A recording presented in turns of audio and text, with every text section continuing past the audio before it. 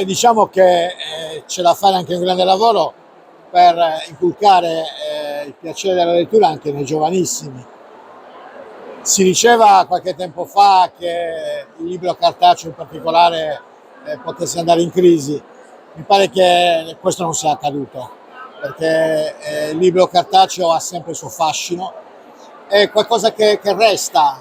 Io da editore, oltre che da giornalista, quando ho a che fare con gli autori, dico sempre, dialogando con loro durante la fase di preparazione, non mettiamoci troppa fretta, perché quello che stiamo facendo è qualcosa che resterà anche dopo di noi, perché un libro forse si ingiallirà col tempo, però se curato bene resta, quindi è qualcosa di molto importante e indubbiamente questo di Torino è l'appuntamento più importante che ci sia.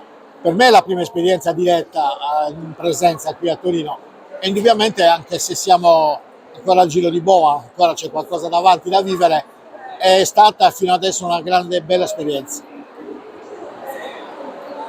Tante firme, tanti autori, tantissimi autori sardi. Sì, tanti autori sardi, più o meno conosciuti, più o meno affermati, talvolta autori alle prime pubblicazioni o alle primissime pubblicazioni. Oggi c'è tanta voglia anche da parte di tanti che forse fino a qualche tempo fa pensavano che poter vedere pubblicato un loro libro potesse rimanere soltanto un sogno, una chimera. Invece oggi è possibile.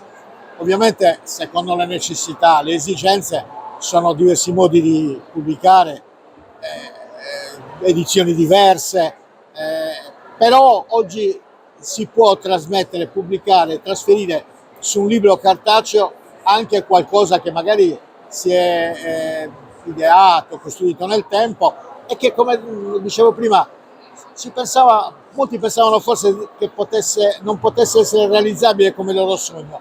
Invece talvolta i sogni si realizzano e questa è la prova evidente di questo.